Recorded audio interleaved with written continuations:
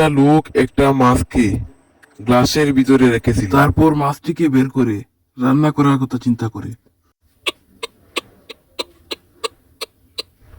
আর দেখতে পায় মাছটি সেখানে নেই। তারপর দেখতে পায় মাছটি গড়িয়ে গড়িয়ে সেখান থেকে চলে যাচ্ছে। মাছটিকে ধরে যেই রান্না করতে যায় তখনই মাছটি ফুলে যায় এবং উঠতে শুরু করে। লোকটি চেষ্টা করেও মাছটিকে আটকাতে পারল না। মাছটি উড়ে উড়ে অন্য একটি রুমে যেতে লাগলো। তখনই লোকটি গেট বন্ধ করে দিল। মাছটি সেই রুমে চলে গেল।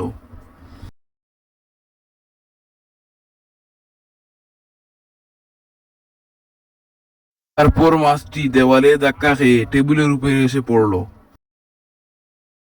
এবং পুরো ঘরে ঘুরতে শুরু করলো। সে দেওয়াল ভেঙে এসে ঘুরে ঘুরে রান্নার হাঁড়িতে পড়লো। লোকটি সেই সুযোগে রান্নার হাঁড়ি বন্ধ করে দিল।